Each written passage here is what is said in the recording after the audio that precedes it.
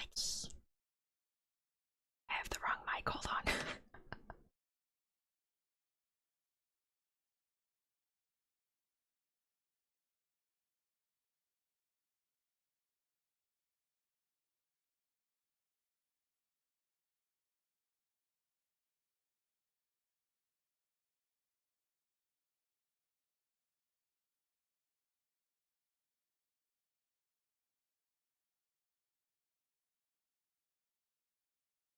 Hello, hello, hello. Okay. Hello everybody, hello, welcome, welcome. Hi Papa, welcome, welcome. Hi Cindy's, welcome, welcome. Hey Dead Man, welcome, welcome. How are you? How is everybody doing? Hope you're doing good. Y'all had a good week. Oh my goodness. Where's my tea? That back to me. This is mine.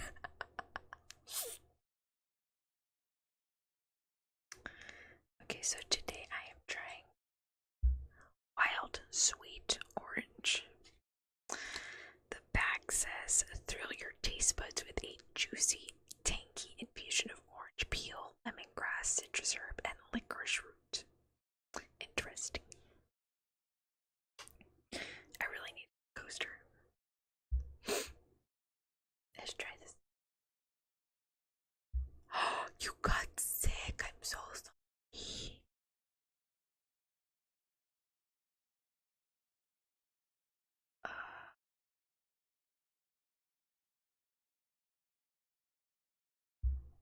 Don't know what that was. I'm so sorry that you're sick, Papa. Get well soon. Here, drink some tea. Drink some tea. There you go. Get well soon. I'm so sorry you got sick. So sorry. Can you still kind of join in the festivities? Just sit in a room and then eat some of the food in that room. That one holiday, I had a huge headache. I think I started developing a fever, so I just had to take a nap in another room. Or everyone was celebrating Christmas Eve or something. Great, I just got Ghostbusters and went bowling. Papa, no. Oh, you got Ghostbusters? Which one? There's multiple movies. Is there a particular Ghostbusters that you got? So I've never gone bowling. Is it fun? I'm sorry that you lost, Cindy's. I've only tried bowling on the Wii Fit. Wii Sports. Was it Wii Sports? Did Wii Sports have bowling? Yeah, they had bowling. That was the only time I did bowling. So I was waiting for my tray waist, and this was the perfect excuse to avoid family. Oh my goodness. What do you mean you're waiting for your turn? To get sick? But okay, great. Well, I'm sorry that you're sick. I'm glad you were able to avoid it, but I'm still sad that you're sick. Did I word that correctly? I am sad that you were sick, but you're glad that you found a good excuse. Yeah. Get well soon. The new one that just came out, it's amazing. New movie. I just Ghostbusters. Oh, you watched the new Ghostbusters? That one's already out. I didn't know it was already out. It's an Empire. Is it really already? Oh yeah. Oh, there's actually oh, okay, there's times available. Interesting, did not know that one came out. When I had first seen the trailer for Ghostbusters, the Frozen Empire, it reminded me of what's that one apocalyptic movie called? I think it was called Day After Tomorrow or something. Yeah, Day After Tomorrow. Like that movie. It's a pretty intense movie. But yeah, that reminds me of Day After Tomorrow. Yeah, it's not fun. Just trying to avoid it. Ah, okay, I got you. Okay, I don't know if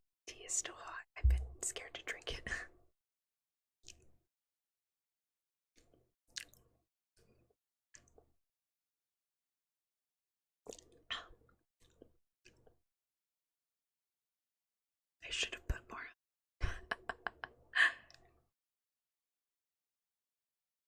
Definitely has that orange flavor. I just wish I put more. Oh wait, I wasn't drinking my tea. Sorry. Ah, delicious. Just kind of a floating teacup here.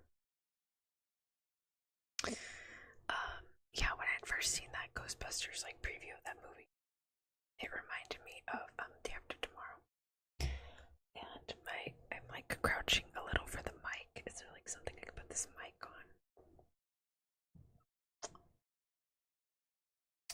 Oh wait, what's that? Oh, that's heavy. Oh, that's good. As long as it doesn't fall, we're fine. Oh, that's better. Oh, that's a lot better. Awesome. Oh. Okay, there we go. Gotta like tilt this a little. There we go. Okay. And I'm trying to think of some stuff that finished recently, anime wise. And I think there's like. No, wait, yeah, no. Is WeebCon considered a big convention? Don't judge me, okay? I'm not.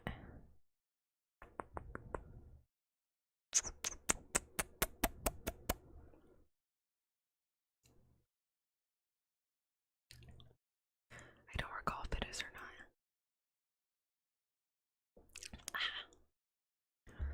Well, that's going on, I think, this weekend. Sorry, I'm not that well versed in like anime conventions. As someone who's broke most of the time, I don't pay money for travel.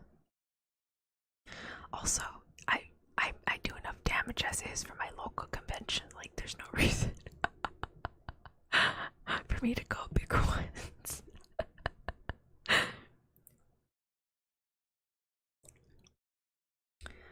But yeah, my not big, but kinda. Okay. It's not huge, but kinda.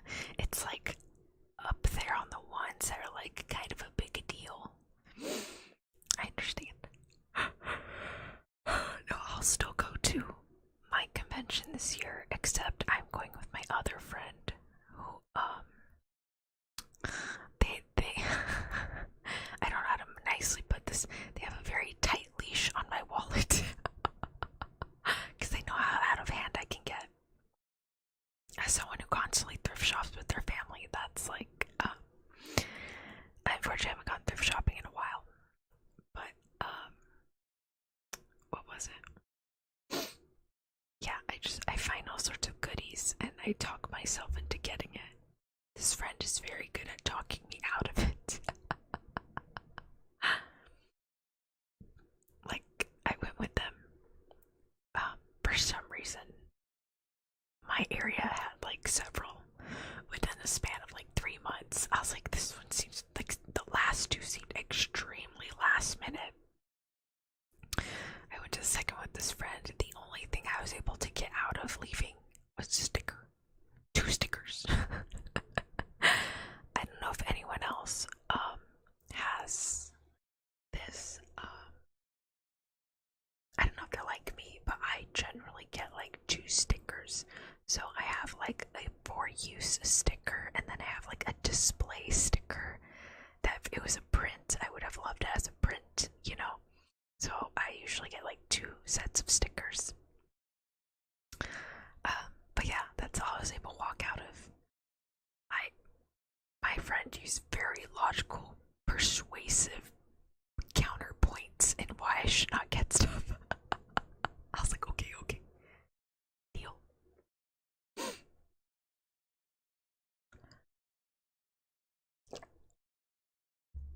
Oh, and one figure. That one took a little bit. That was me like crying a little bit and like begging, can I please get this? Which I'm kind of glad I did. So the figure I got, it was a cheapie one. It was like $20. It was one of the Crane Game ones. was like Rimuru Tempest, and he was sitting down, and the other figure is oh my god, what's the dragon's name? I'm a fake fan. Vildora. Whatever his name is. The dragon. Got like movie here. It's the dragon. So it's the dragon dude and Rimuru, and they're sitting side by side. I need like something smaller. So they're sitting side by side, and oh, how about that kid? Hold on.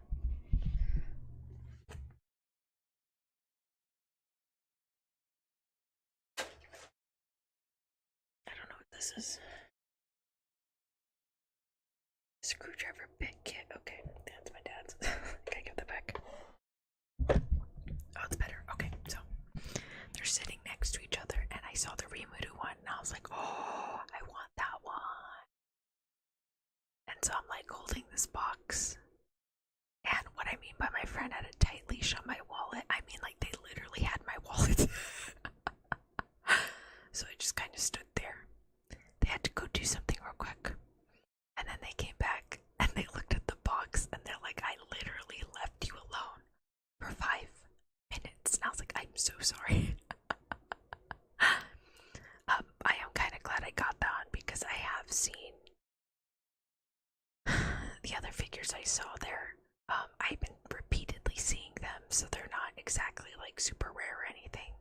But that one I actually haven't found. I kept finding the dragon at other places, like the dragon dude, but I actually haven't found the sitting Rimuru. So I'm pretty glad I at least got that one. And those stickers. But yeah, the look of horror my friend had when they looked at me, they're like, 5 minutes. I left you alone for 5 freaking minutes. I was like, I know, I'm so sorry. This is why if I go out with my friends or something and we're like in a store that has stuff, you cannot leave me unattended, because I will literally wander off like a little child. I will wander off. Doing tonight, Tonya? Just relaxing with my family mainly. We're gonna get some of the food that we're gonna have tomorrow, and then we're gonna make the food tomorrow. At least that was the plan this morning. I'm not too sure if that changed or not. I'm not too positive. But yeah, we're probably just gonna make sure we have all the ingredients, and then tomorrow morning just be super lazy and not cook. Just be asleep until like the afternoon. Oh, but one of the stores that sells like the returns and stuff, like to Amazon, like those random items that are broken and stuff, or like just broken items from stores. So that store is actually going to be open, so my parents are probably gonna go there. I don't feel like going, so I'm just gonna chill at home with my brother and Lena. I tend to spend it all when I go to conventions. Yeah, it's just the thing with conventions, the only good thing of when you're buying merch and stuff is you don't have to pay for shipping, but the merch itself is still $15 to $25. Thank you, Cindy's, for that, Pat. Thank you. So like merch is generally very pricey. You know, as it should be. If it's like the actual artist like selling their stuff, generally that it'll range between like $10 to like $24 depending on the item. And sometimes they'll have prints and stickers for like way cheaper, so at least people can get that. And then charms and stuff will generally range be like $12 to like $18. I will admit my friend and I were a bit disappointed when we went to the convention from my area, because a lot of it was mainly resellers, and some items were very, very cheap, and some items were very insanely expensive. I should know because I actually bought a few of those items like on Amazon prior, or I'd bought those figures prior a while ago, and they were just really insanely expensive. Yep, once saw a figure for yeah, went to the anime shop down the block, and saw it for 180. Yeah. I remember.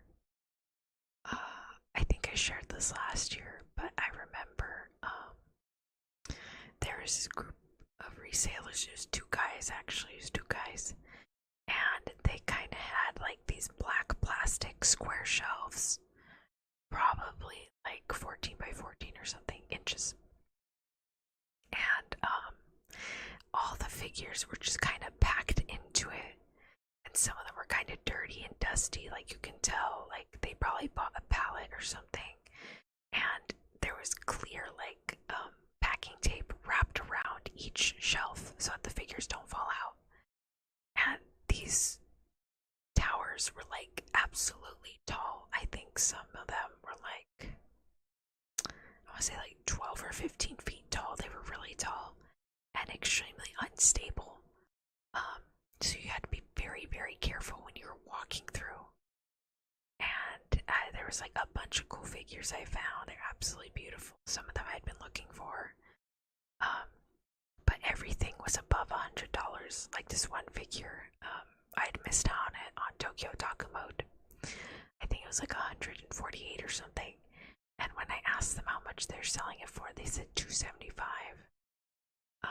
Another figure that I know is like, it's like $50 or something.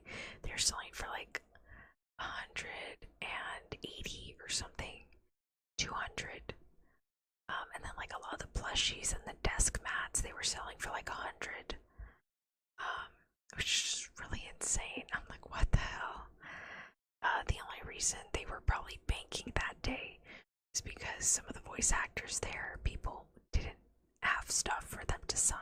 So people were looking for like t-shirts and figures and prints to have the voice actors sign. And a lot of the artists do that as well. They'll kind of know who's going to be a guest there, and they will purposely make fan art and prints specifically for that convention, so that people will buy their stuff to have it signed by the voice actors or illustrators or writers and so on and so forth. Which, nothing wrong with that. That's a good selling strategy, you know. But yeah, usually,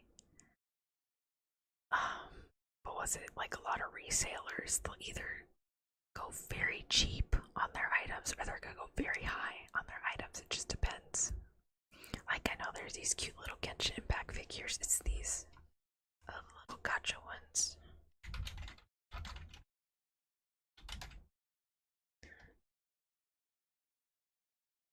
Let me see. Okay. Good figure, that's fine.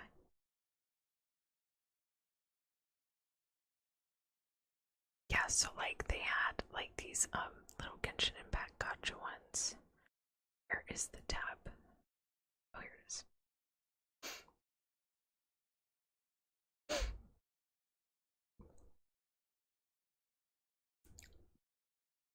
It's these.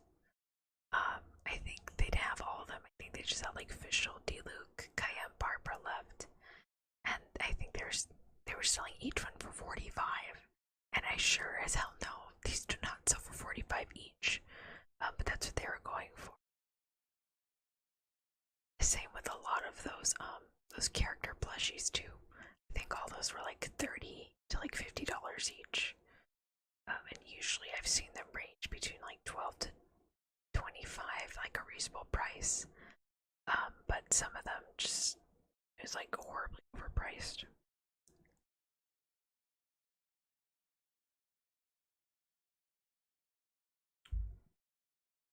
There was this one though that I saw. They did like metal prints and then they had lights around it so you can have it custom assembled there. And I think it was like $80-$100. But they look so freaking cool. I really, really wanted one. What happened? So the first convention that they had in my area, I went with another friend. And they did talk me out of that one just because I told him the one I wanted. And I said, I really want the Genshin Impact one, like with the Archons. Because I had 4 of them at the time. And I said, oh, but is it worth it? And my friend said, why? And I said, well, there's supposed to be 7, but only 4 of them are available right now. And so my friend said, no, you should just wait. You should wait until your game is done so you can have like a full print instead of just having a few of them, because I think that would be nicer. I was like, oh, okay. But they still had a bunch of other nice ones, but I really want that Genshin Impact one a lot. But again, at the time, only Sumeru, like up to Sumeru is out. Fontaine hadn't been out yet, I don't think. And then obviously, like, I really don't know who they would put on the print, considering the Genshin Impact Fontaine lore, but yeah. They used to be found only on Genshin events to buy, but then they made them public. Oh, okay, I got you. I mean, I guess so, but even then, I've seen them available, like, online to buy, like, the packs. They're way cheaper than the way they were reselling it for. I should know, because I found them later, a couple months later. I ended up buying them. Same with the Liuit pack, too. But yeah, it just depends. And then sometimes you can look for it online, but unless it's like super legit, I would highly advise not to get figures from like third parties, like on eBay and Amazon, unless you can like double check for sure if it's legit or not. I remember back in like 2020, no, 2019, I had bought this figure at my convention. It was an Android. It was of a Token Rambo character. And it was so cheap. It was like 25 bucks. I was like, oh my gosh, yes. I was so excited because I thought I got a cool figure.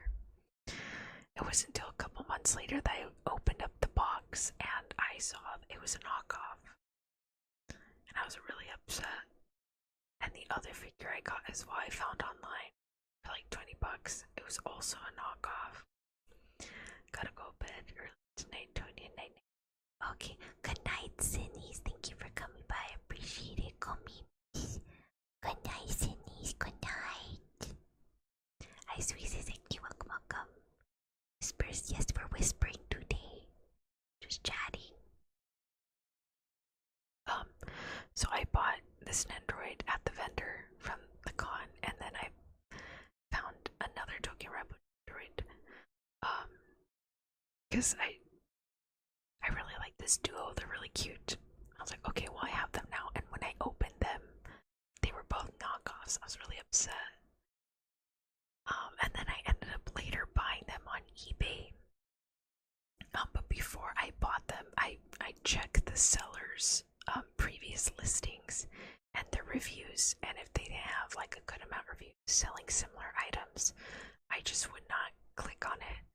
And then if I thought, okay, that should be good, and if it did have the return, like you can return it if you want to, I made sure to email eBay I called eBay and I said, hey, if I buy this and it has the guarantee return refund, am I covered? Like, am I gonna get a full refund? They said, yes, that's fine. I said, okay. And I explained to them that what I'm getting might be a knockoff. They said, oh yeah, that's understandable. I said, yeah, so once I confirmed with eBay and once I investigated like the seller and their stuff, then I bought them, and I did get legit ones afterwards. But yeah, they will have knockoff items too at conventions for reseller stuff. So just be careful when you're buying stuff. I always recommend buying stuff from artists, and if you can't afford that, because I know it can be pretty expensive, I always recommend just getting the artist's card and stuff and just kind of see if you can find their online shop and bookmark it, so when you can't afford it you can get it another time, but just not at that moment.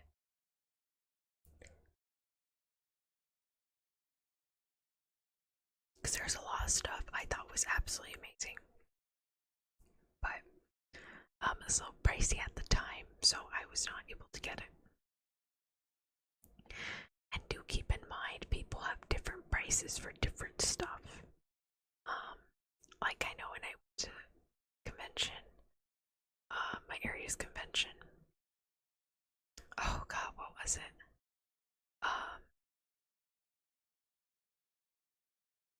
There were some vendors, artists that were selling some of their prints very cheap, like $15 to $20,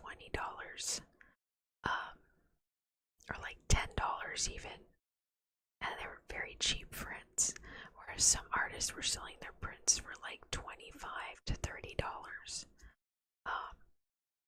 So it really just depends on the price they want to put on that. And then also, like, do keep in mind that some vendors probably already make a full-time living doing something else, or like their art is like a side thing or something like that, or they're making other forms of revenue. Whereas like for some people, like a lot of their revenue is from conventions and stuff in their online store. So just keep that in mind and just be respectful to anyone that does any fine arts kind of work, you know.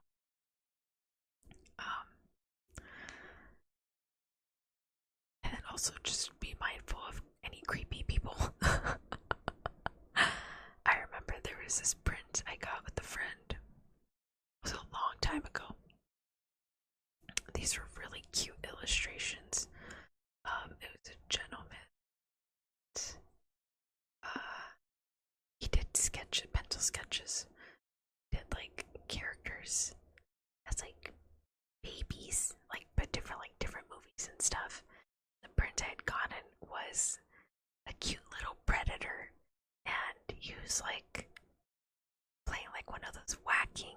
He had a little toy hammer. He was like whacking the little alien eggs. It was really cute. That guy was a bit creepy, not gonna lie. Like I'm sure he meant well, but like the amount of nicknames he would only use this for any of the girls that were like at his booth though, and he just seemed very short with guys. But he was very chatty and used all sorts of nicknames for girls. I was like, this is kind of creepy. But yeah, I just bought that one print. How are you?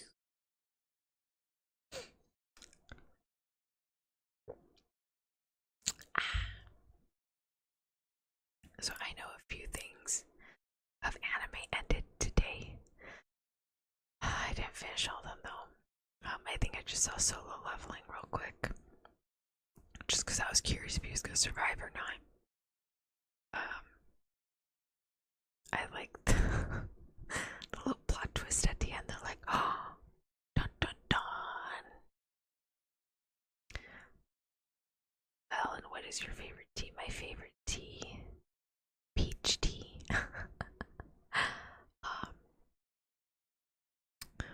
Well, I usually drink Lipton black tea with my family. Put sugar and stuff in it. And then, generally if I go out at restaurants and stuff, and if I'm not the one paying, I'll try peach tea and raspberry tea. It's probably fake flavored stuff, but whatever. I really like peaches. Don't tell me I haven't seen today's anime. Okay. Say a word. My lips are sealed. My favorite is herbal tea. Nice.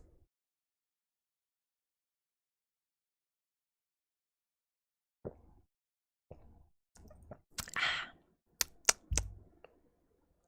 trying to think. Alright. I won't talk about today's anime, but I want to talk about older anime. Let's see. What is this? Oh. Wait a minute. Wait, is that the one I think it is?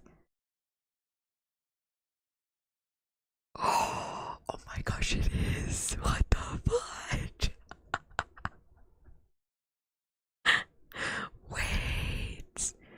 No freaking way. What? No way. Oh my god. Dude, this was old. What? Okay, so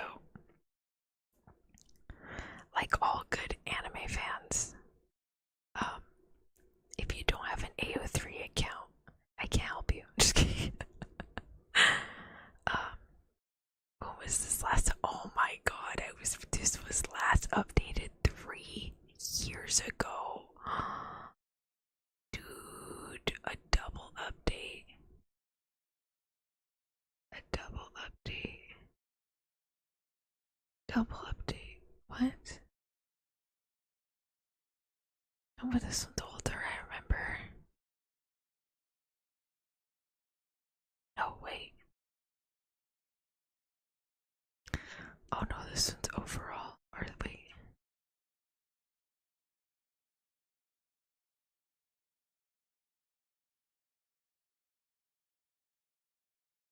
How long ago? What? I'm confused now.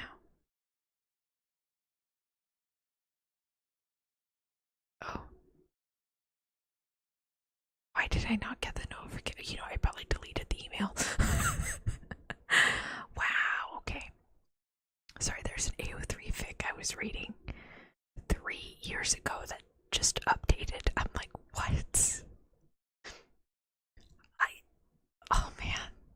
I really like this one too, so I'm surprised it updated. Wow, okay. Sorry about that. I was trying to trick the anime.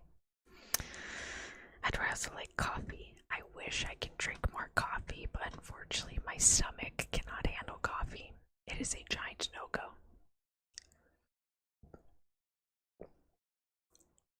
Log Horizon. All I remember from Log Horizon is that it's fantasy, and there's some dude with spiky black hair and glasses. And that's it. That's all I remember from Log Horizon. But I don't know anything about it. Like, at all. Also, has anyone finished the Penacony update for Honkai Star Rail? Please. Please, I want to talk about it soon. I finished it that same night. There was no way I was gonna wake up the next morning and get spoiled. That was not gonna happen. So I played the entire thing right after the update. And let me tell you, it was a lot of fun. It's basically SEO with actual pot and bullets. No, I'm still doing the story. Okay. I will bother y'all next week then. Wait.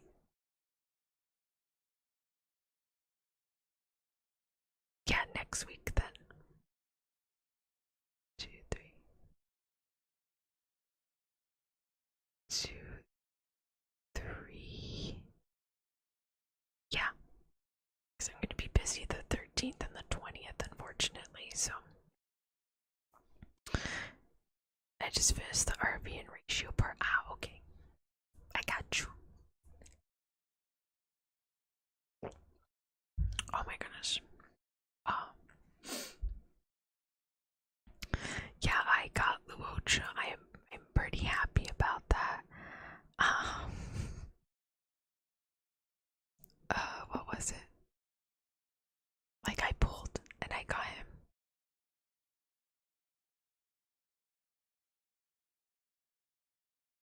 I was pretty happy. I think I got 70 pulls and I said, I can't remember, what did I tweet? I was tweeting it.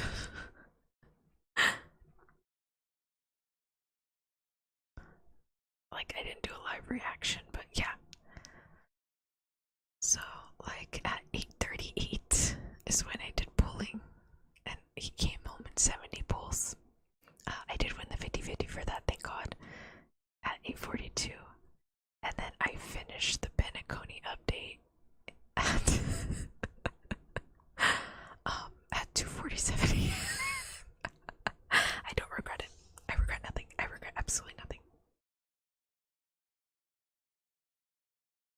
Mokumokum. I don't know what that is. But oh man, like artists have been going ham for Boo Hill fan art, and I'm just like, he's so cool. I love Boo Hill. He's so snazzy.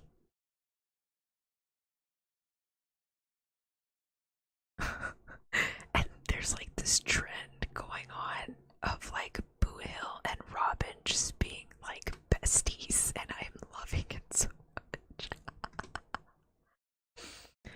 Like there's no in-game like interaction or anything.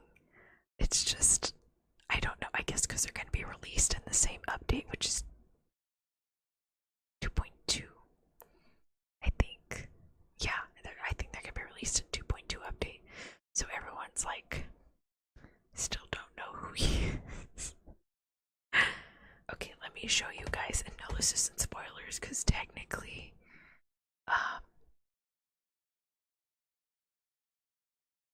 DICE. There was a DICE event. Did I miss something? I've been finishing the Genshin Impact Alchemy event.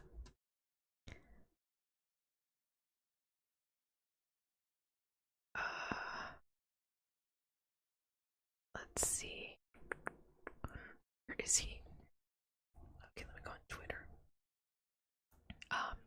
So let me show you Boot Hill. And this isn't spoilers or anything, this is legit. This is from the legit Kaistar Rail Twitter account, which I should really be following. Same with Genshin. Okay, where are you?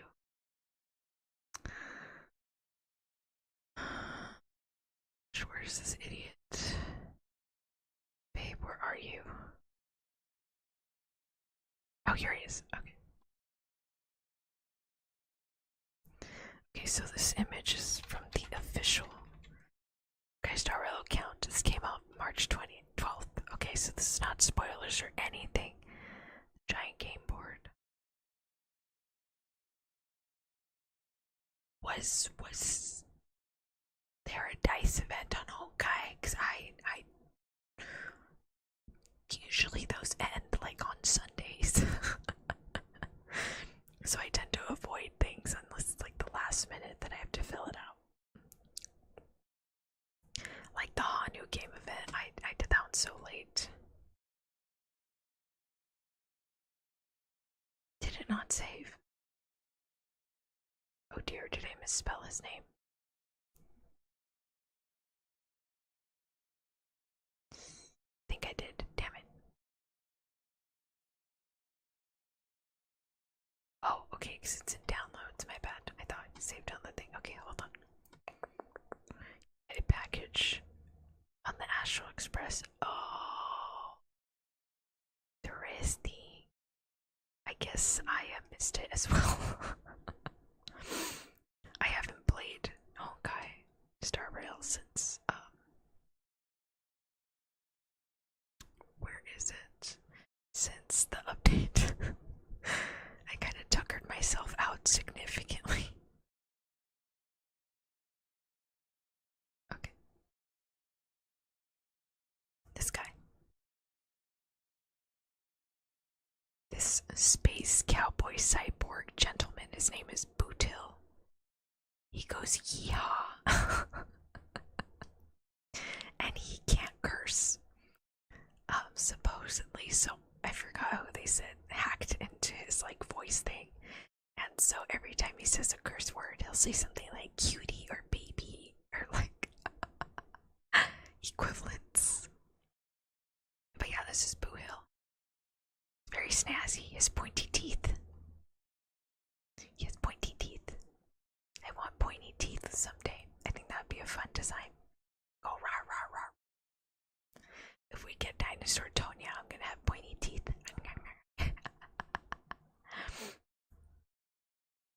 But yeah, that's him. It's one of those things where you need to do it every day. Oh. Oh well. Too bad.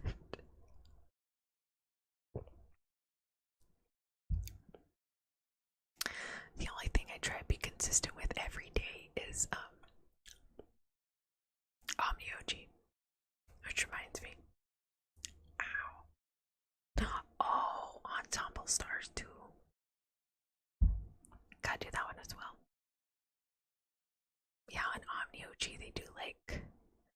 stuff you have to do for like 8 days in a row and they can get this item. And if you miss it, you can't really make it up, or you kind of can, sort of. It depends. But yeah, that is Bootil. I love that man.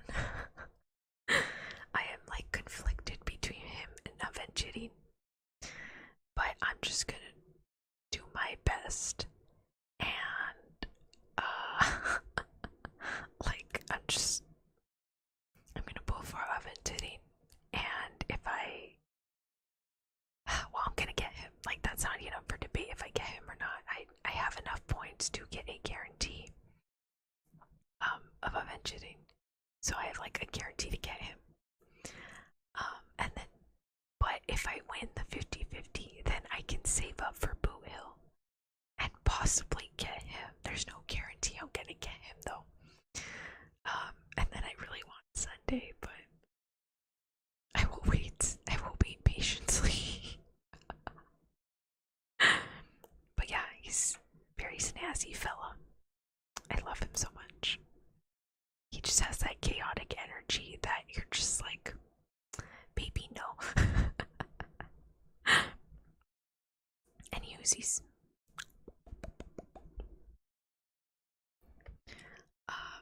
okay, I know none of the people watching or any of my viewers know what Twisted Wonderland is.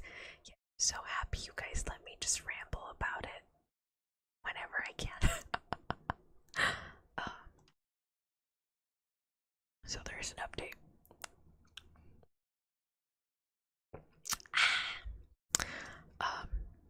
Oh man, can I pull it up? I don't know if I can. It should.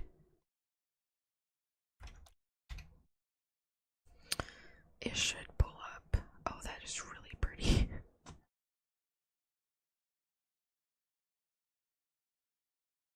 Okay, that one's like really blurry. I want like a sharper image. Let's see. That one too. Oh, okay, here we go.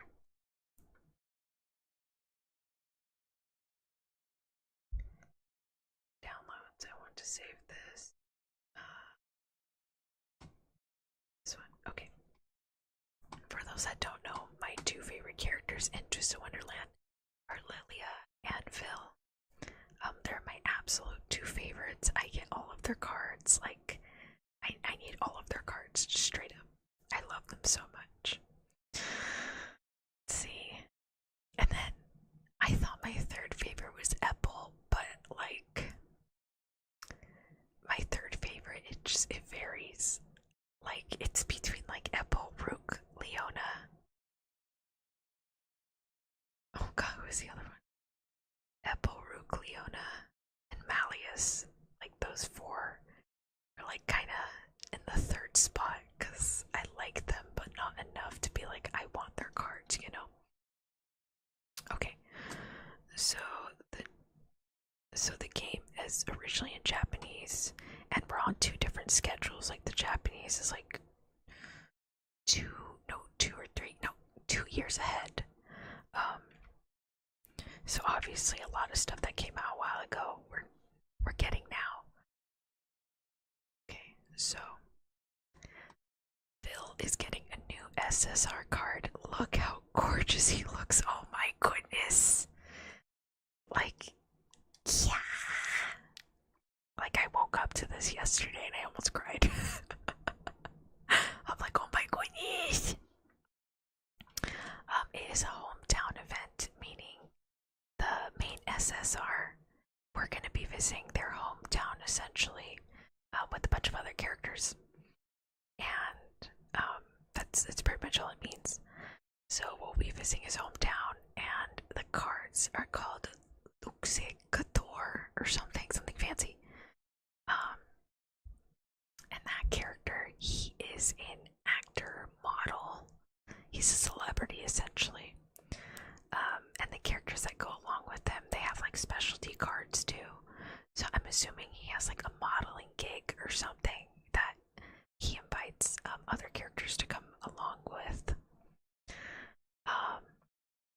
And I think Leon is getting his sports uniform, and then who else? Azul and 4th, though, we're getting the Master Chef ones. But yeah, I'm so excited. I'm like, oh my gosh.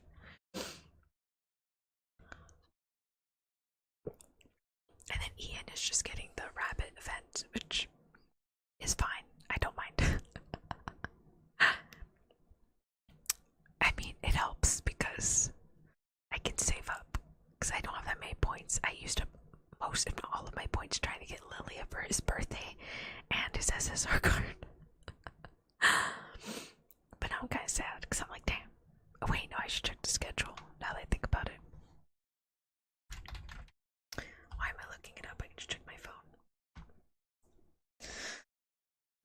So, I think everything except Genshin, I'm a free-to-play player on everything except Genshin Impact. That one I just do the Welkin Moon. And if I like the furniture items, I'll do Battle Pass. But aside from that, I mainly do free-to-play. Which is why I generally have like 1 or 2 favorites that I can pull for. And everything else is just like, I'm not getting that. In which case, I rely on YouTube. Because, okay, for those that play gacha, when you have the character or like the specialty card or something, you can, oh my god, what's it called? You can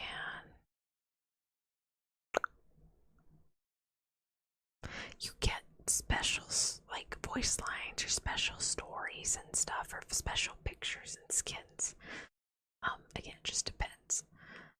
So that's generally how gacha works. For Twisted Wonderland, you get vignettes or stories with the cards. And obviously you can add the card to your roster and stuff. But I don't see it. What the heck? Is it this one? No. How about this one? Oh, updates, here we are. Okay, what's coming? Okay, yeah, that's the old one. I need the new one. It's coming. Yeah, we already had that one. That was last time. Hasn't updated. Darn.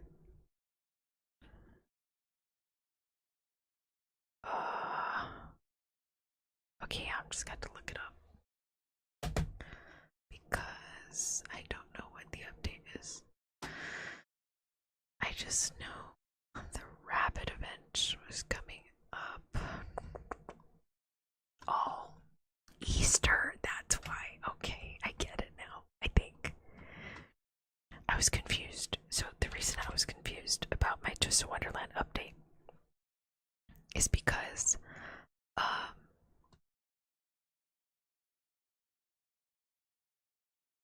no, it's just a rerun. What? Is because there was another event prior to like the rabbit one, and everyone was wondering where that one was, but they had just skipped it and went straight to the rabbit one. I was like, oh, that's odd. I think it's because of Easter. That, I mean, they're gonna be too late anyways, but still. News. B.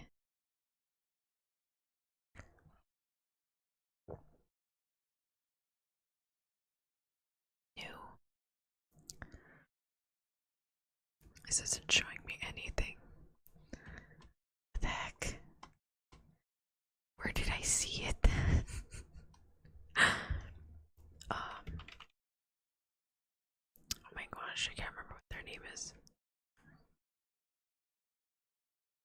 I guess Twisted Wonderland English update.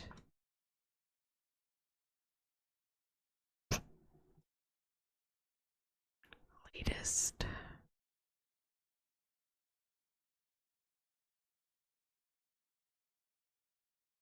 Okay. Yeah, we didn't get that one. Okay. Yeah, the White Rabbit Festival, that's probably that.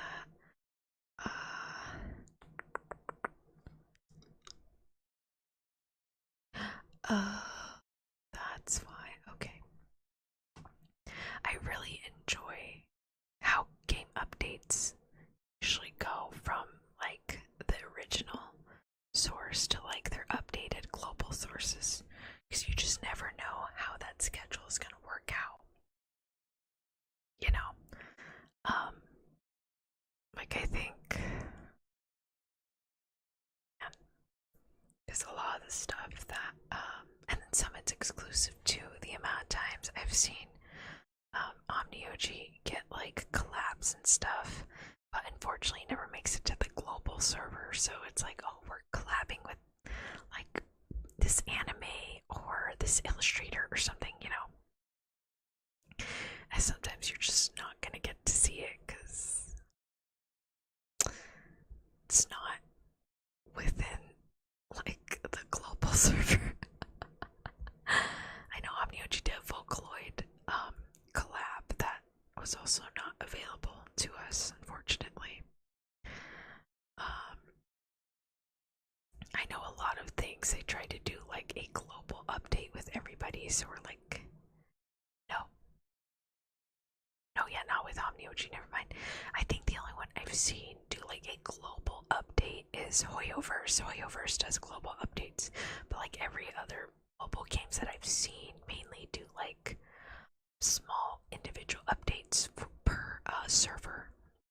But Hoyoverse has done a good job in doing their global one. And I was actually reading the interview between oh my gosh.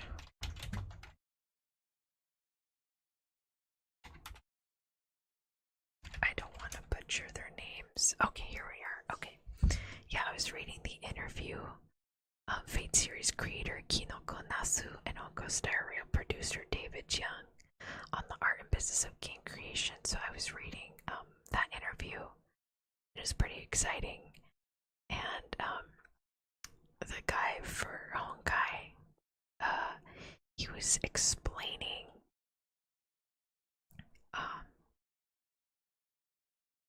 what was it? He was explaining what's it called? How they had wanted to do for events. So events are a little complicated. Yeah, I don't think I finished reading. Where did I make it to? Oh, I was almost done, but not quite. I was getting to the end. I might just finish reading it right now. And one part of the interview, hi Sean, welcome, that they were explaining is that for the Hoyoverse games, they ended up making up their own holidays, which, yes, the holidays are still in relation to like kind of real world holidays, but they essentially like made up their own, like the Lantern Fest, like Lantern Rite for, that was the example they gave in the article. But I know that's in reference to Chinese New Year. But like the Lantern Rite, the Wind Bloom Festival, the summer event that they do, those are like, ¿cómo se dice? Like those events we have every single year. Those are just made up events that they made. That's like sort of in relation to like what's going on. I know for or they'll try and do like areas and kind of link it to real world holidays and stuff. Like I think he had mentioned, David Jiang, he mentioned that for one of their updates, because it was around Halloween, they made it like especially creepy and stuff. It was for the Heliobos ghost hunting shenanigan event. That one was so close to the holidays that, like for Halloween, that they had purposely made it creepy and stuff like that. Problem is, Nasu just can't involve much in the game itself. He makes some of the stories. Yeah, he mainly does story. Hi, Chaotic. ¿Cómo está? Bien, ¿y usted? But yeah, I thought that was very interesting. They said, yeah, essentially to help with not being able to time holidays with in real world holidays, they just essentially made else within the game that they just do every year that's kind of in relation to like other events, you know, going on in the real world. And I thought that was very interesting. I said, hey, if you can't work with the time slot, just make your own. And I think Nasu Sensei, he said that for Fate, for Great Granddaughter, they still can't exactly match it up, but they said they just kind of let it go at that point, so they just line it up with the Japanese holidays and the Japanese events, and some of the lingo and stuff, and they just kind of hope that their global audience will understand.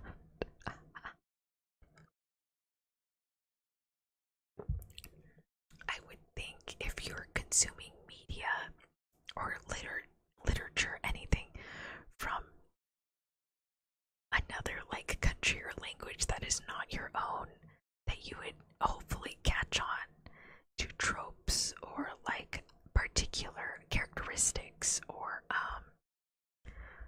how to say, yeah, like little stuff here and there that you might not understand that you'll understand later on, like, oh, okay, I get this now.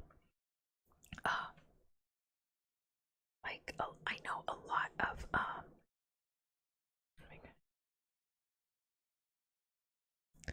and then sometimes it just does not work out with the translation. I know a few instances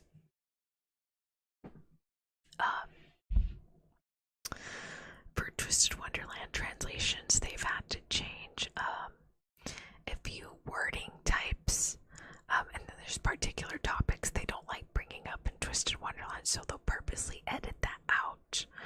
Or there's like certain types of examples of like animals or holidays or items and foods that they will purposely change up because a Western audience will not understand what that is. Like I think there were several instances where lots of people, students in Twisted Wonderland, would call one of the characters, he's like this monster. They called him a tanuki, but it had to get changed to cat, I believe, like a cat or a badger or something. Because not that maybe Westerners would know what a tanuki is.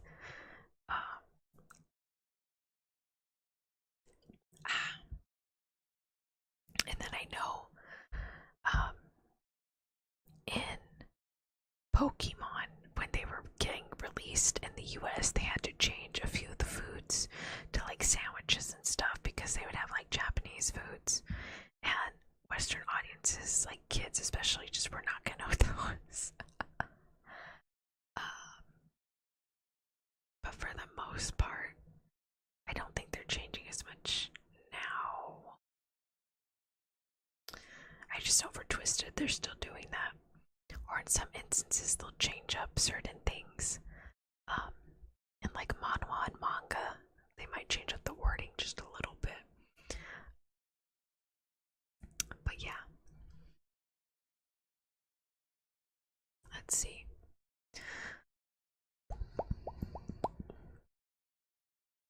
Did I already read? I feel like I did.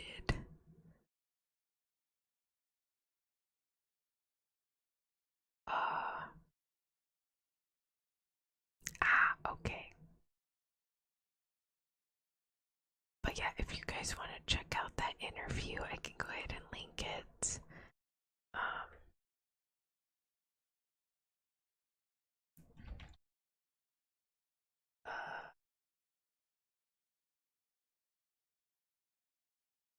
Fate series creator and Guy-Star producer interview here.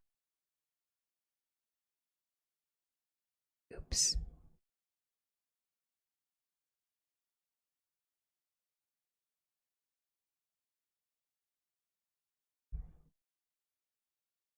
Okay. Is it still too long?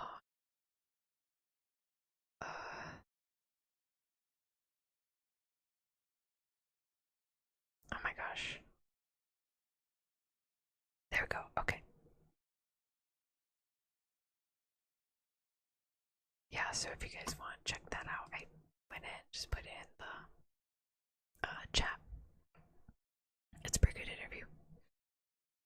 found it very interesting.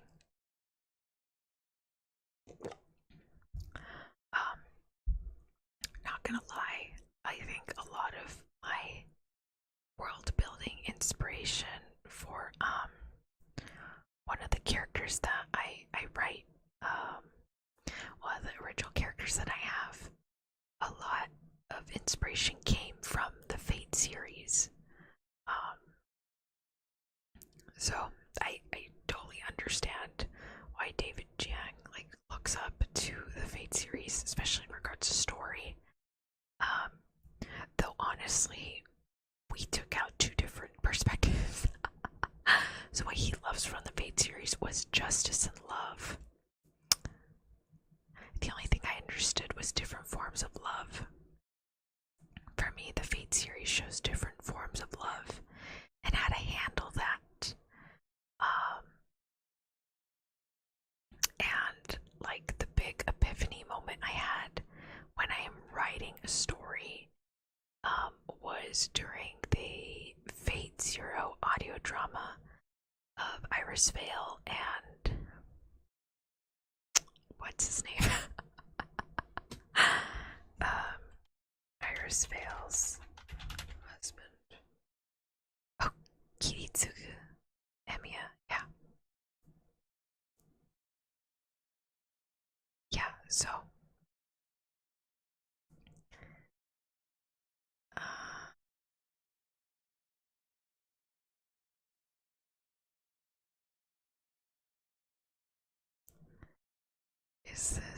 is this Fate Stay Night? Okay. So for me, when I got into Fate, I watched Fate Zero first. I didn't even know about Fate Stay Night until way later. And then I watched Fate Stay Night. And then I continued watching more Fate stuff from then on. But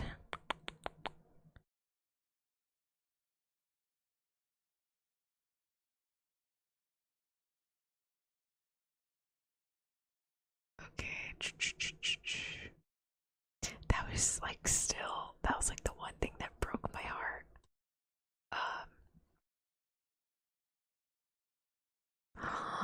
Oh my god, the video is unavailable. You're joking. It was copyrighted. Why would you copyright it? It's 7 years old. It's too late. That's fine.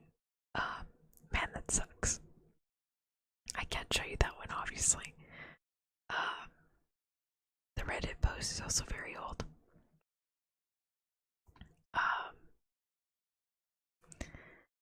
So a lot of my very magical world building inspiration is heavily inspired by the Fate series. And the big epiphany moment, which I could not show you guys because it's deleted now. So sad. Okay, so in the Fate series, I'm only aware of the Holy Grail War stuff, so I'm not fully aware of all of Fate Grand Order and other stories aside from the Holy Grail War stuff. That's the stuff I'm most familiar with. And so basically, was it 7? I think it was 7. Oh my god, it's been so long. I need a refresher on the Fate series. How does this work?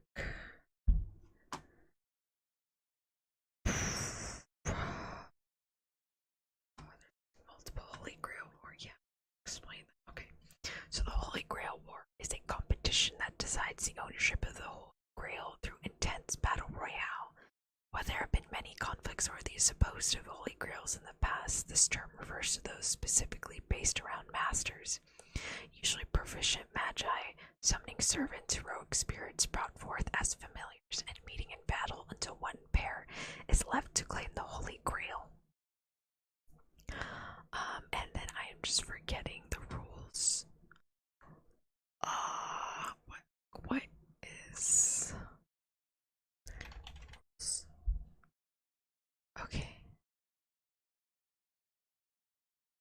Okay, 7 mages. And they usually summon the 7 classes. Okay. Alright, I think I got it. Okay, so there are 7 mages, very powerful mages. And they need like some sort of relic, and then to go through like a summoning ritual to summon a servant. And then they basically have an all-out battle royale. And whoever lives at the end will have the Holy Grail. So, I actually don't know what the whole plan for that. I am so scared to watch Fate Zero again because Caster scares the baloney out of me. Like, that guy, if you find out, like, if you look into the person he is based on, you're gonna feel sick to your stomach. Like, oh my god. SVU, the series, cannot hold a candle to the monstrosities that man had committed. Like, oh my gosh. Oh my goodness. I don't know why I made myself read the whole wiki page too. I was like, why, Antonia, why? Anyways, Caster scares me a lot, so I haven't had, I haven't had the balls to sit down and rewatch Fate Zero. 7 classes, each gets a master. Each master has 3 command. Oh yeah, the command seals. To command their servants. Last one surviving gets a wish. There you go. Thank you so much, Papa, for the explanation. I appreciate it. Oh yeah, Caster's really. Oh my god, I am getting literal chills thinking of that man. Oh my gosh, he scares me. Go watch the show. It's great. Oh yeah, no, Fate Zero is absolutely great. I love the Fate series. It's really, really good. I just can't sit down to rewatch it. Like, it was bad enough the first time I watched it. So, essentially, the big epiphany moment I had, was these 2 characters from Fate Zero. So, I forgot what the whole like, I forgot what his whole dilemma was. Oh, why? Okay.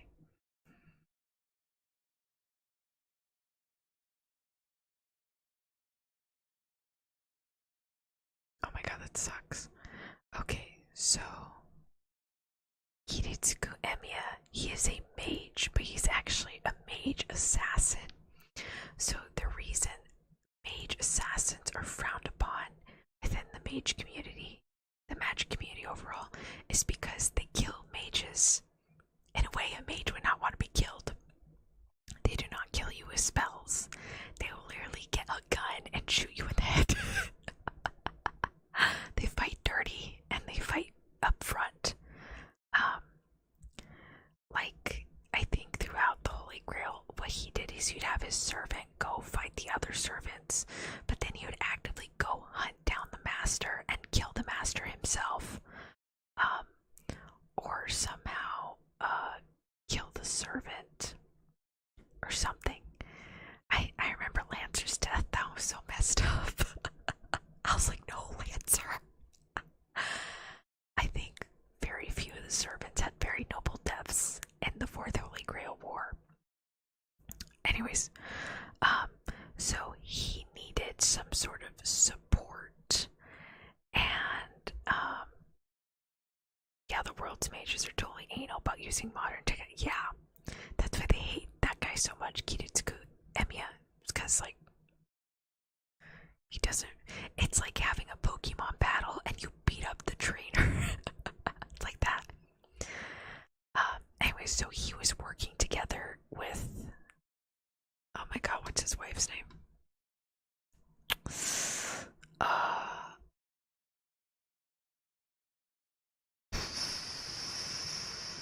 Oh gosh. Iris Vale von Einsburn. Is there like a wiki thing that explains who and what she is? Okay, so she is a homunculus background. Okay, for the fourth Holy Grail War, I am not gonna be able to pronounce that guy's name. Jub Stashite, I probably said that wrong, decided to create a humanoid shape as the Grail vessel that has consciousness and can be independent to defend itself from harm. He used the archetype base of Justice Litrich von Iceberg to create Irisville. Who the hell is that? Oh my god, I thought you were the same person. What?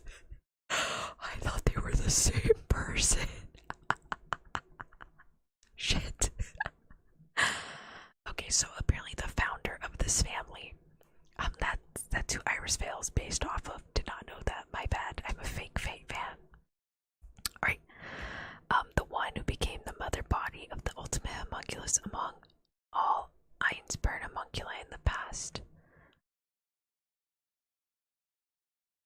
Okay, she is the only one who experienced motherhood and gave birth to a successor. Okay.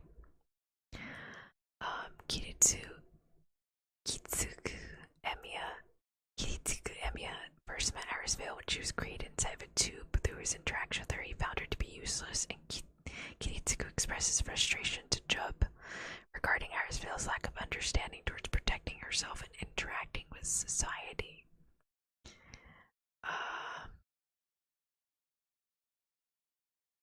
Yeah, so she was kind of, I don't want to say dead inside, but she had no concept of what being alive was. And so, she's the actual Grail, the woman you see in the Grail in Apocrypha. Wait, what? I thought Irisvale died. I could have sworn they strangled her, and her daughter was stabbed, sacrificed. At least in one form of Fate's Day Night. I did see the Strange Fake special. Dude, I'm sorry, I legit do not remember the one you see in the Grail and Apocrypha. Dude, it's been a while since I've seen Fate Apocrypha. Like, it's been a good long while. Now, and I do want to rewatch though. Haven't had time for it though. What was it? I did not know those were two different people. Anyways, so the big epiphany moment I have for writing stories now is,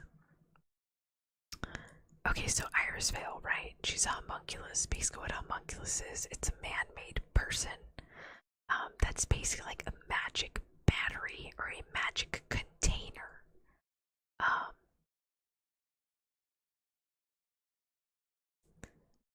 Talk about the other Illy. Yeah, the lady that Irisvale is based off of, right? That lady is who we're talking about.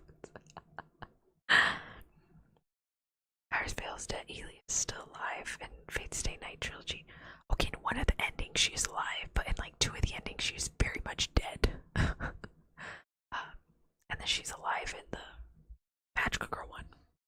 How was it?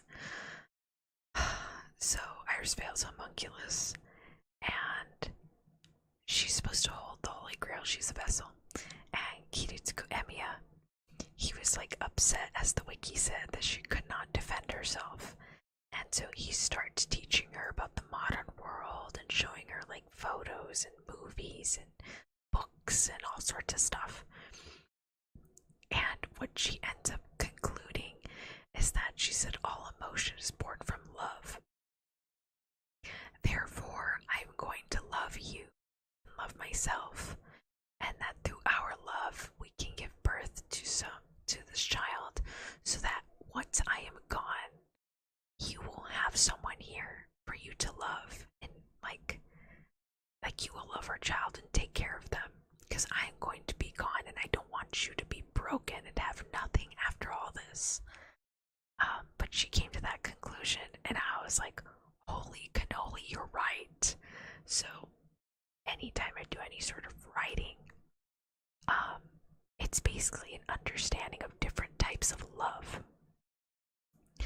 Whether it's hate, hate or sadness or narcissism or selflessness, all sorts of stuff. It drives from different forms of love. So aside from the magical system and mages and spells, that point that Irisvale had brought up, it was very inspiring for me as a writer, as a creative person. So yeah. So I agree with David Young that I'm also very heavily influenced by the Fate series. Of course, my present character right now is me right now. Nothing to do with the Fate series. But in regards to like any other stories I write, especially for like my main character that's in all of my stories, I kind of put little hints of this character in anything that I write. I think there's only like 2 or 3 stories that she is not in it, just because those are separate bodies of work, but everything else is closely connected to that particular character. So everything I write is usually around that one character. And yeah, that's where my biggest inspiration comes from, is like the Fate series, especially Fate Zero.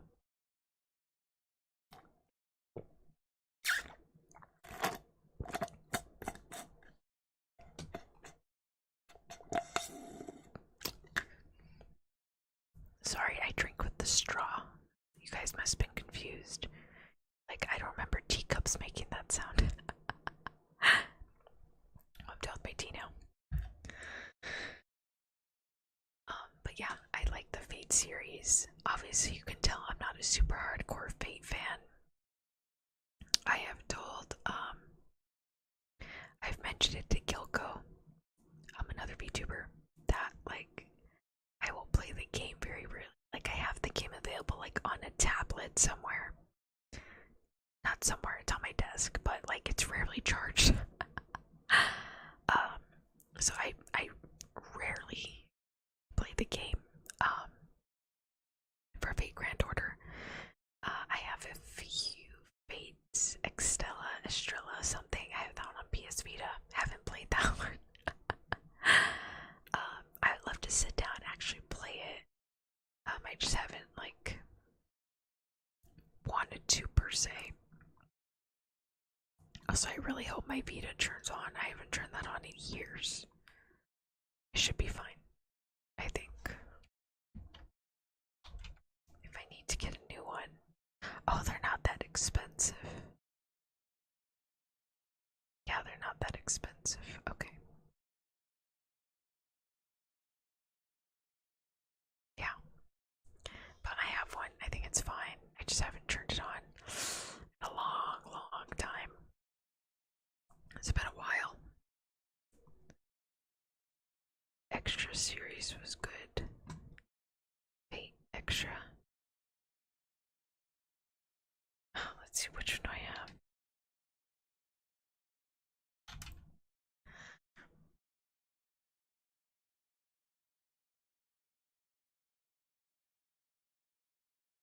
Oh yeah, it's the Fate Extella, the Umbral Star. That one. I think I even have like the special pack for that one. I got like a little wall scroll of it.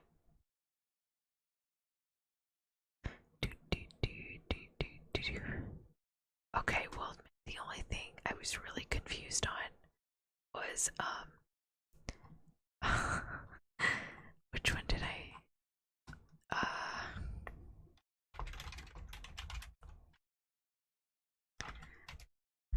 okay, in regards to Fate, like, I'm straight up confused either way, but the most confusing thing of all was it this one? Fate Extra Last Encore, is that what it was? Yeah, that one. So when I watched Fate Extra Last Encore, I was so freaking confused.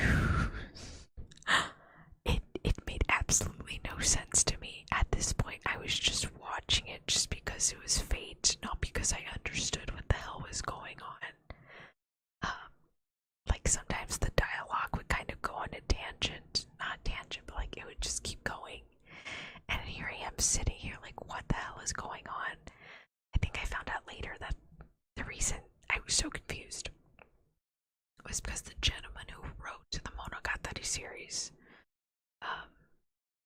please tell me you guys know what the Monogatari series is. Oh jeez. Show you.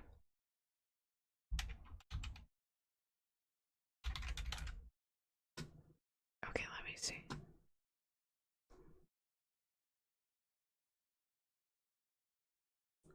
Okay, I think this is probably the best picture to showcase it. Oh jeez, it's navy. There we go. Okay. The same gentleman wrote this series.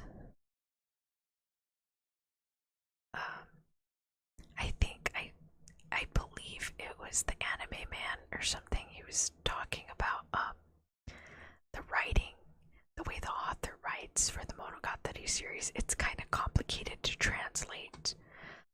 It's even hard. I think Joy had mentioned that it was a bit difficult to even read it in Japanese. And you have to reread it a few times. That it's kind of really hard to translate it into English.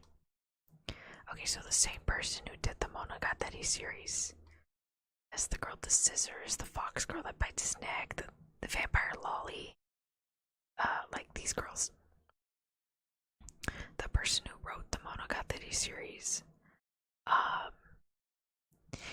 believe it was the same. It's the same dude that wrote for the Fate Extra Last Encore anime, in which case it is a little difficult to translate that, as well as what was it? It's a little difficult to translate that as well as understand it even in its original language. So when I found that out, I didn't feel as bad. I was like, you know what?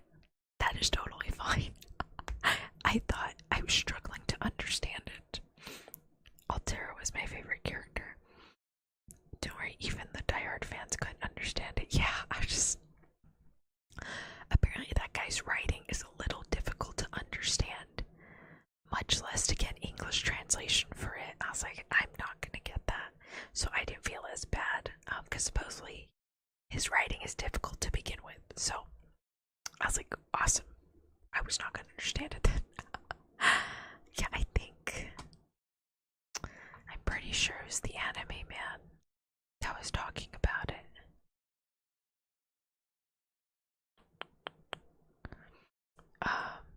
What was it? Let me see.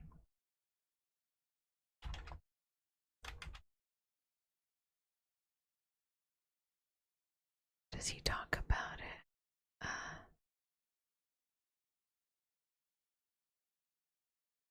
Oh yeah, the Monogatari series can't be translated. It wasn't a Trash Taste podcast. I think he made like an entirely separate video for it.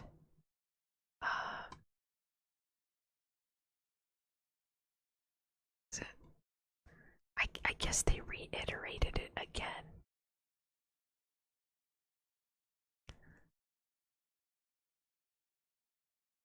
Okay, the Monogatari series. Okay.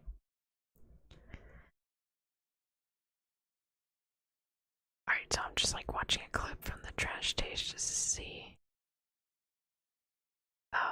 what they said about it.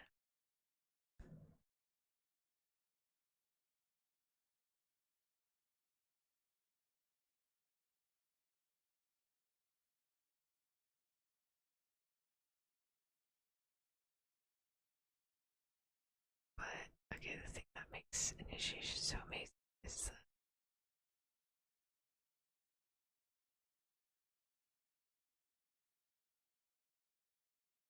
I think he did make the video later on. I just don't know where it's at because he did end up making it later.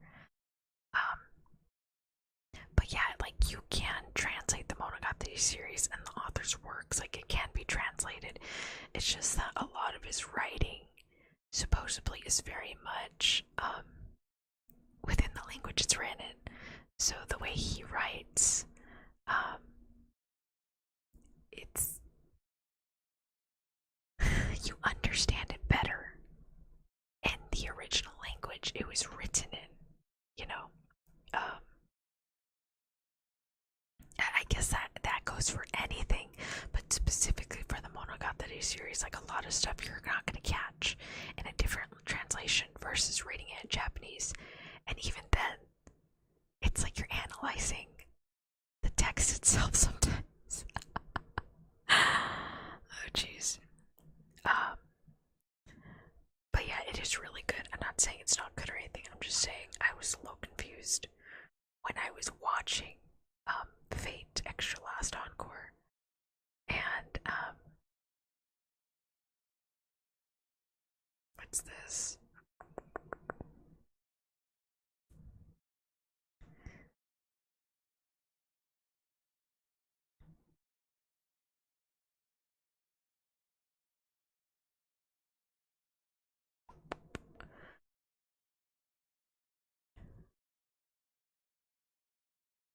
Let's see.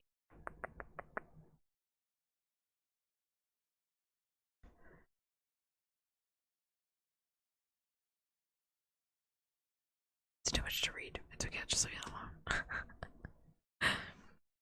But yeah. Unfortunately, Fate has grown so massive.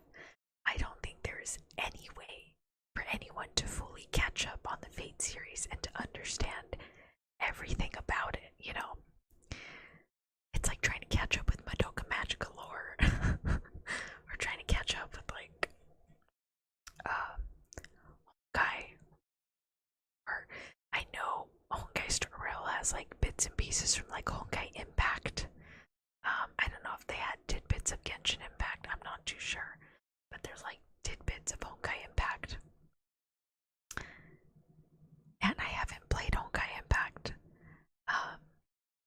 Like, I haven't, you know, I haven't played any of that. I had started it, like, hundreds of years ago, and I played, like, up until you get the floating girl with the giant machine that has, like, fists that punch you in the face. Aside from that, I know nothing about Honkai Impact. I know nothing about that lore. All I know is I love Luocha because he's voiced by Ishida Akira, and Akron is a badass. Like, any other relation people have in regard to the Honkai Impact, I know nothing. Absolutely nothing. And I will admit, even for Genshin Impact, as much as I love Genshin Impact, there's a lot of the lore that I have no idea. I am absolutely confused. Like, I would need to physically sit down, open up the archive, and read each and every book and take notes on them, which I probably will do, knowing me. But yeah, I would need to take, like, very extensive notes. Wait, who's Altera?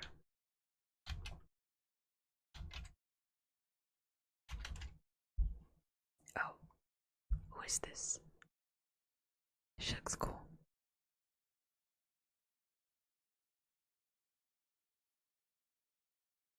She.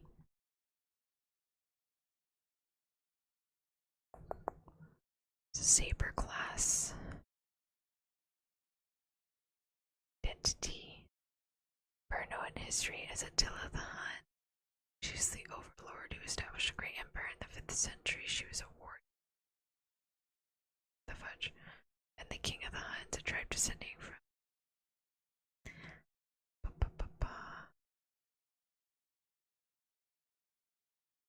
Oh my gosh, really? I didn't know Altaria was Attila the Hun. The only Attila the Hun I know is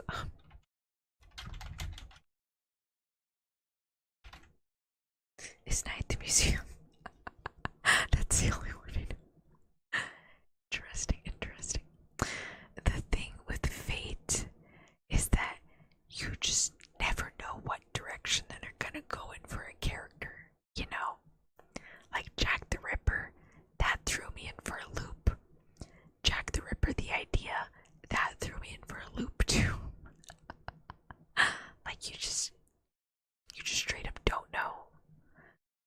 direction they're gonna go in. Like, you can think of, oh my god, who was the chick from,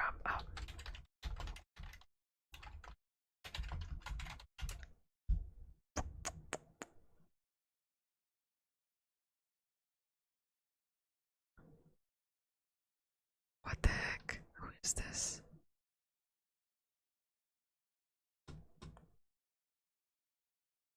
Okay.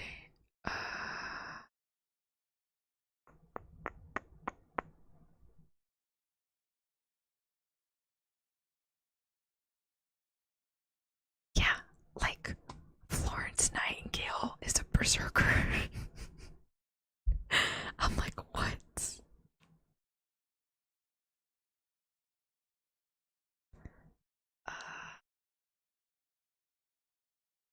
I swear, I think the guy that has gotten so many different variations. Hi, Judah, welcome, welcome. She's a fragment of a beast that almost destroyed the world in the age of gods. I'm sorry, what? The concept of victory had to create a weapon and summoned Pepper from the future to kill it. Okay. Wow. Interesting. So she's a fragment of a beast. Wow, Florence is a berserker because she worked non-stop. Okay, I can understand that. Okay, like the one dude that I did not expect to have like so many different variations was oh my god, I don't know how to say his name. The Lancer that served Rin during Fate's Day night.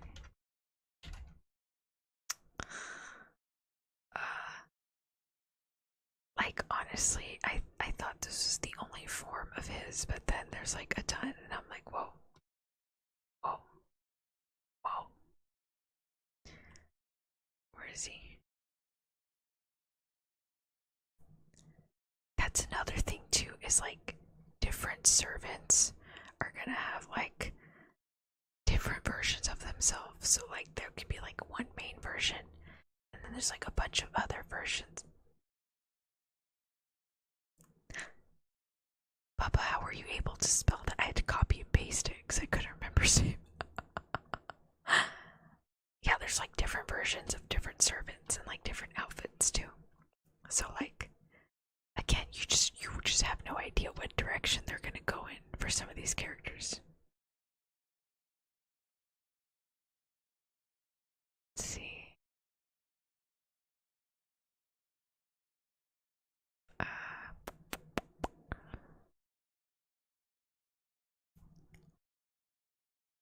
like some of them, you're like, okay, wow, that was like, what? Oh my gosh, Thomas Edison.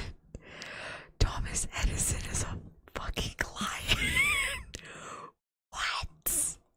Dude, no way. What? Oh my god, I did not know this. See, this. I am not caught up on Fate at all. The fact that I'm like freaking out about the guy's Thomas Edison is a lion. I guess the dog. Are you sure this looks like a lion? That doesn't look like a dog. What in the almighty white lion is this?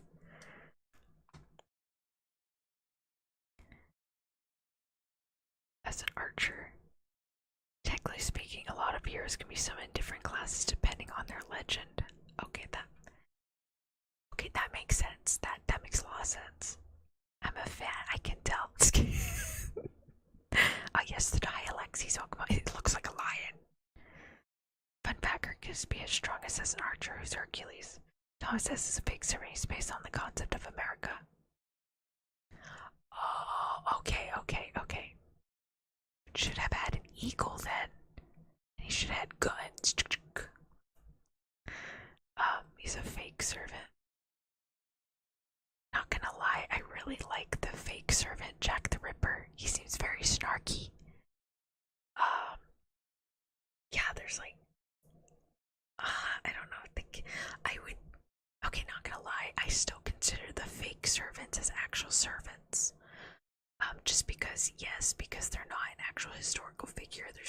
based off of concept and legend about said figure. Like I think if I had to pick one, I really like the fake servant Jack the Ripper. And his complete shock to the kid that summoned him. He's like, "Where's my stuff?" He's like, "What are you talking about?" Like, "How did you summon me?" He's like, "I don't know. I just kind of found you." And the guy's like, "What the hell?" Okay, whatever. It's a hound of some guy. Hound of some guy. Oh, okay. Oh, the dog. Oh, okay, that's what you meant, the dog. Let's see.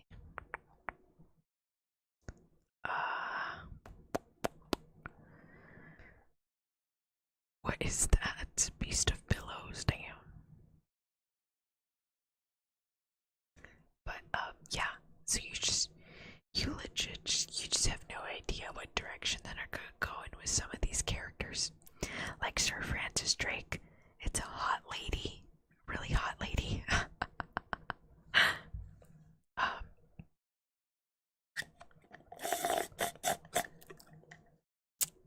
Darn. Just kidding. But I'm trying to think. I don't know. Fairy Tale. Who's Fairy Tale?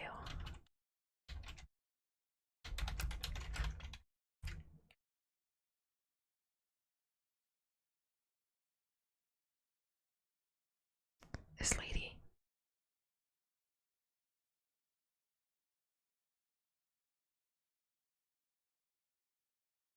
Is it Fairy Tale Servants? Bluebeard was not. He's very real.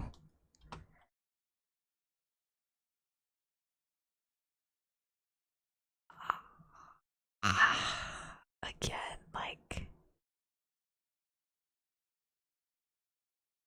Bluebeard is an alter ego of Giles the Dice.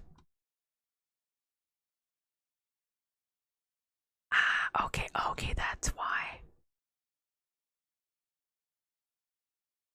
Oh my gosh, that servants one too. What? Okay, so they're called fairy tale servants. Melusine. Ooh, the Melusines. Just based on Grim Fables. Should be a lolly. There's a bunch of lollies. Which one? There's Nursery Rhyme. There's Melusine. There's Sidoni. Let me see if I can find her. Nope, it does not have anything. Elizabeth Belthroy. Cinderella, really? I did not know that. Are you sure? Is it Nursery Rhyme?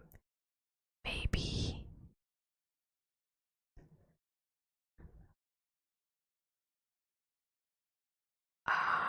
No, Alice in Wonderland. Okay. Yeah, Bubba, I don't know if you know this. All of them are lollies. Just kidding. Oh, Nursery Rhyme is what I was thinking. But okay, yeah, she's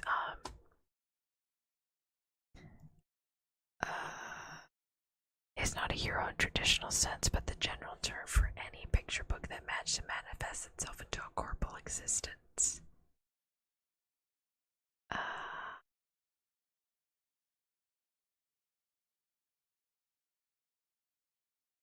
Okay. Yeah, I think she was also in Fate, Last Encore. Where is Jack the Ripper, though? What? Wasn't Jack the Ripper?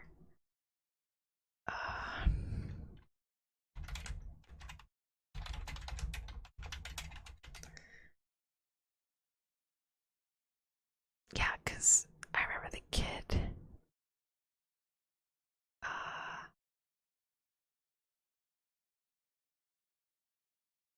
Yeah, there's Jack the Ripper Assassin. And then there is Jack the Ripper. Okay, Jack the Ripper. Fake series. Jack the Ripper Berserker. Yeah, Berserker. is the false berserker. Okay, I'm confused. What is the difference between the fake ones and the false? Because I did not see him on the fake tab. False berserker class servant.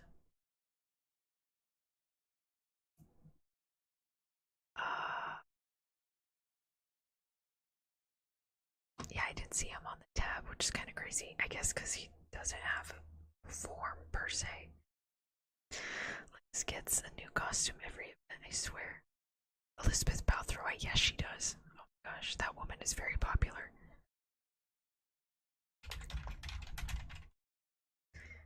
Oops. So I think, yeah, that she is so popular. No idea. It's weird. Yeah, because you're telling me the fake ones, but I'm pretty sure he's considered a face too. Yeah, so there's the Jack the Ripper, the little girl that stabs you, and then there's the concept of Jack the Ripper, who's a berserker. He lacks a Dre Daddy, instead acting as the embodiment of the mystery behind the legend of Jack the Ripper in form of an emblem of madness. Brought forth by a toy knife from Fate Wars of the British Empire, he's not the soul of an actual person. He only knows he's Jack the Ripper, has no knowledge about the Dre Daddy behind his legend. He claims that only the true him, rather the him of legend, or someone who put a stop to his murders would know his true name. This aberration is due to the fact that he's summoned with an imitation of a real relic, but it did draw a much more powerful spirit because it was an imitation designed for public use. Okay. And then there's like Assassin Jack the Ripper. This one threw me in for a loop. I was not expecting a little girl. I was like, what the fudge? Okay,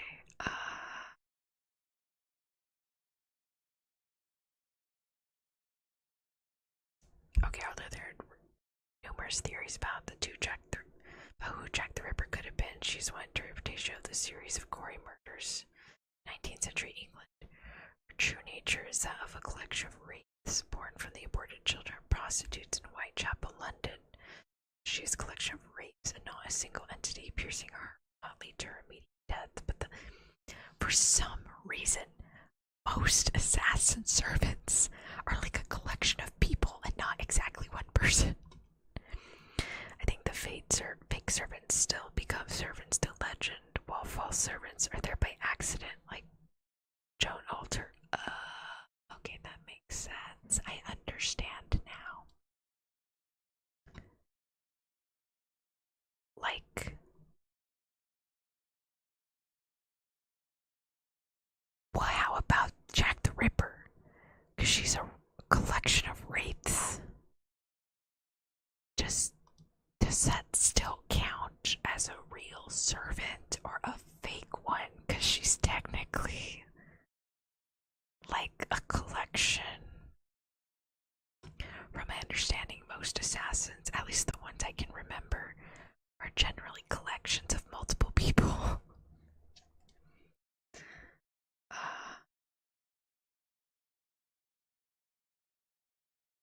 Holy shit. Once the number of aborted children who were disposed of in the rivers reached the 10,000s, the collection of resentment that the children should eventually form the shape of a human.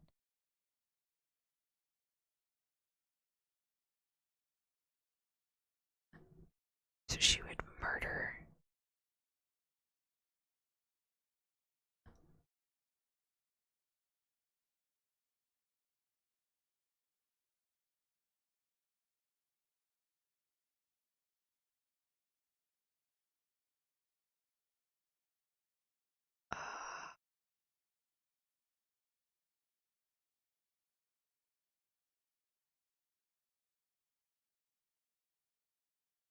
I am so confused.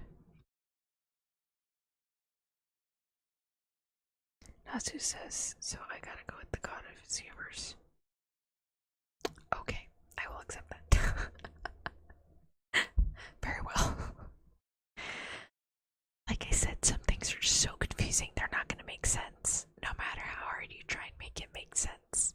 Fate series is one of them.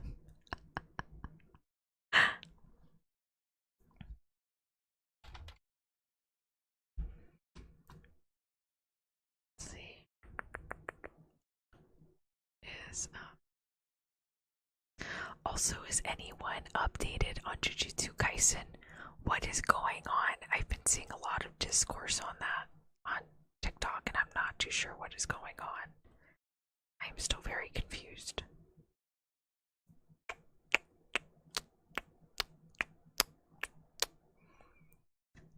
Let's see.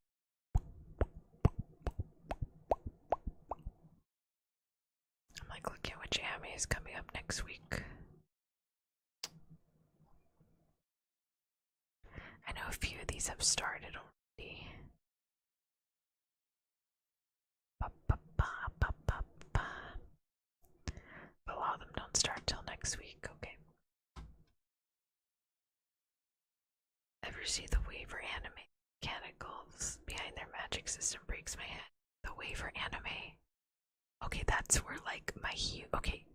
So Fate Zero is my huge inspiration in regards to Iris Vale and her understanding. My second biggest inspiration is Apocrypha with the homunculus. And like, yeah, just overall the homunculuses. My third biggest inspiration is Lord Melio, the Lord Melio series, which is Waiver. That one is my absolute favorite. Like, if I had to pick, I take that back. My favorite character from Fate is Astolfo. My second favorite character is Waiver as Lord Melio. Like, he's a good guy. He's a heartbroken man, that's all he is. But yeah, oh my god, I love that anime so much. But yeah, my biggest inspirations are the Fate Zero, the love scene, the confessional love scene, the concept of the homunculuses for Fate Apocrypha, and the magic overall within the Lord Melio anime, and how it functions, how it works. Oh my goodness. But yeah, those are like my three main inspirations for most of what I write. Because most of what I write is generally very magical. And there's magic involved. Stuff.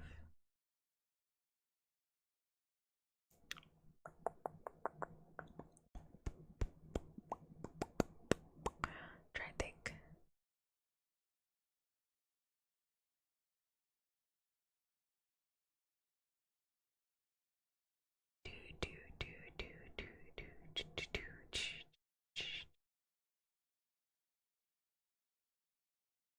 But yeah, I really like those a lot. I'm trying to think of other stuff that might have inspired me, but I think that was it. Stretching.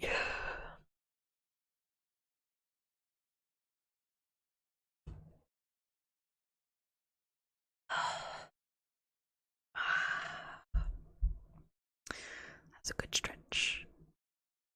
Good stretch, good stretch. Let's see what other anime I finished.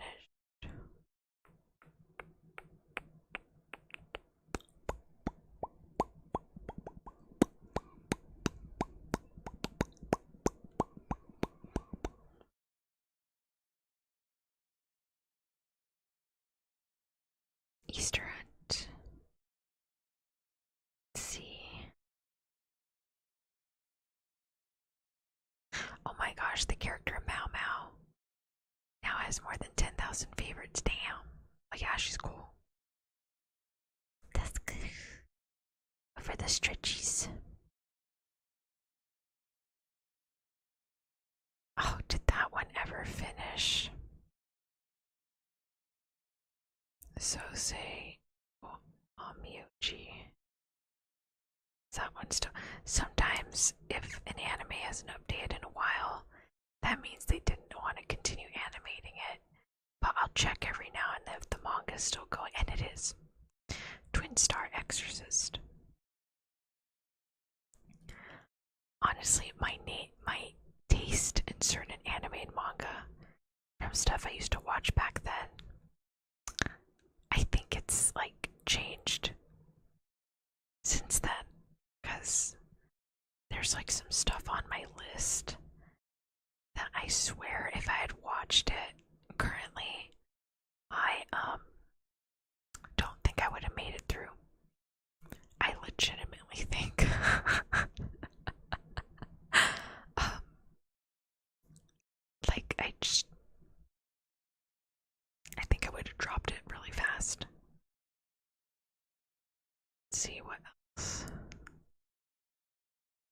Like moving some stuff to like the on hold pile. Because I legit don't think I'm gonna pick this back up anytime soon. This one you're going on hold too. This one is going on hold too. Don't get me wrong, I like some anime. It just didn't grab me the first episode for me to continuously keep going since then. The twin stars, why? Why does it put a bad taste in your mouth? Please let me know. Tell me. Honestly, I think I only watched it for the tiger guy. He has the same dad energy as like Aizawa, and just he does something, you know. Like that sounded wrong. Look, the tiger dad is hot and Twin Star Extras. Okay, that's all I'm gonna say. I think that's the only reason I watched it.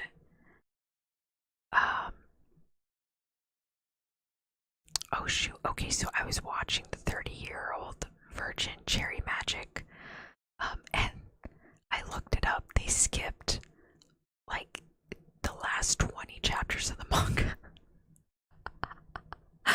We're just gonna do the wedding scene now, and I'm like, wait a minute. And I had to like look into the manga and skim over it, and I was like, yo, that's like 20 chapters. I don't think I'm gonna read it anytime soon, but it is complete. I was like, okay, good for you. One to the occult people, and they force them to solve their problems. Isn't that how most shonen anime are now? I'm just kidding. Get hitched with the girl who he didn't like at all.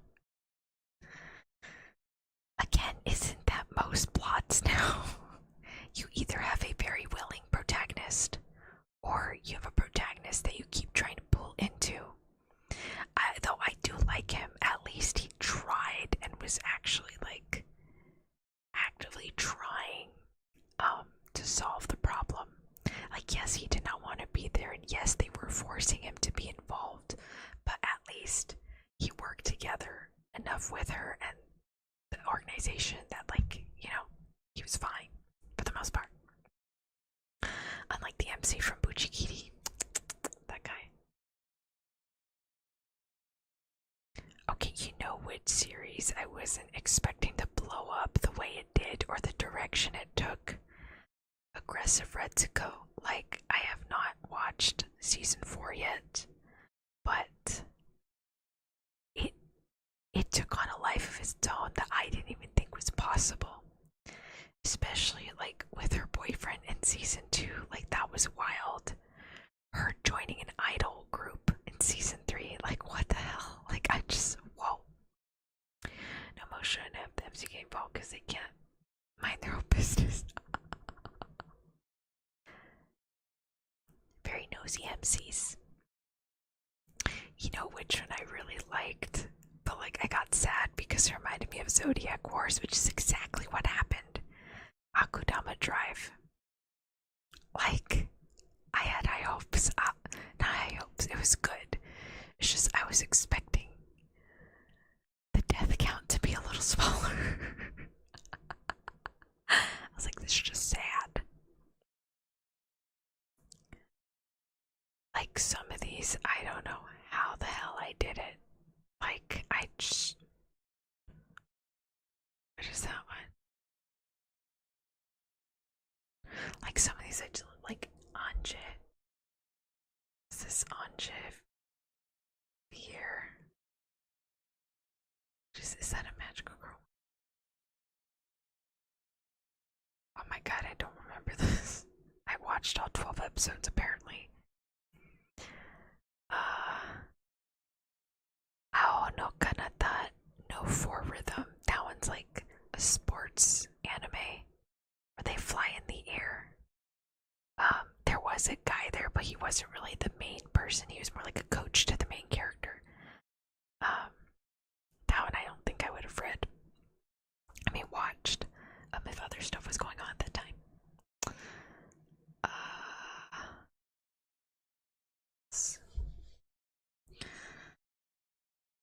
jeez. Bakuan. That one's a motorcycle one. Again, if there's any other stuff going on, would have watched that instead. Let's see, what else did I watch? Okay, I ended up liking Black Blood Brothers. That, and because I was kind of stuck in a car for 8 hours straight and I had very limited $10 DVDs, I found at FYE. That was one of them. But I watched and it was pretty good. I was like, okay, this is pretty decent. Okay, I did like Black Bullet. It was kind of wild and I wasn't sure. What the heck?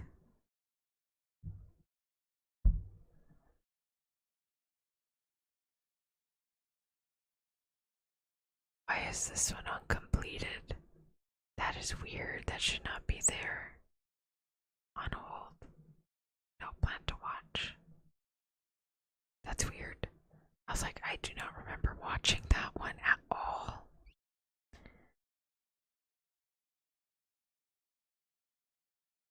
You want tapping and brushes, okay? Yeah, I can do that now. Ooh. Saw one. I was like, oh, I did not like that one. I'm surprised I forced myself to finish that one. Yes, let me get the brushes out.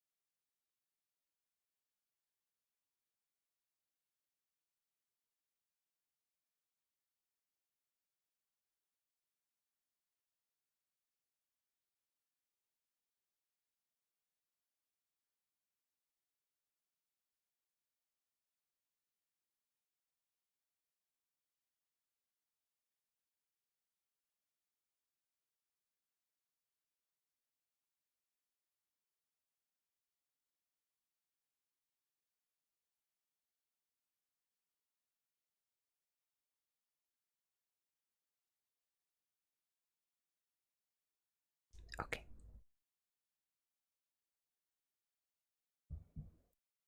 This, because I don't need this anymore.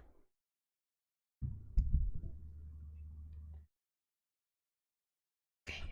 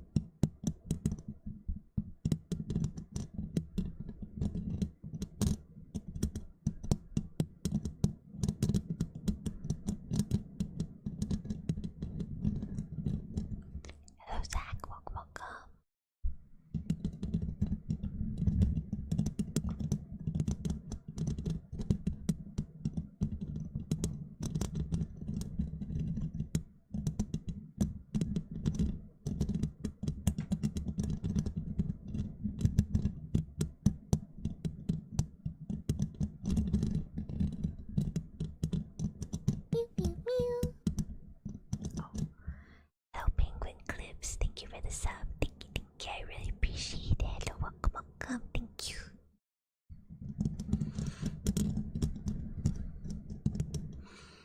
Oh my god, I think someone is cooking outside. I can smell food. Unless it's Lena cooking, then I'm not too sure.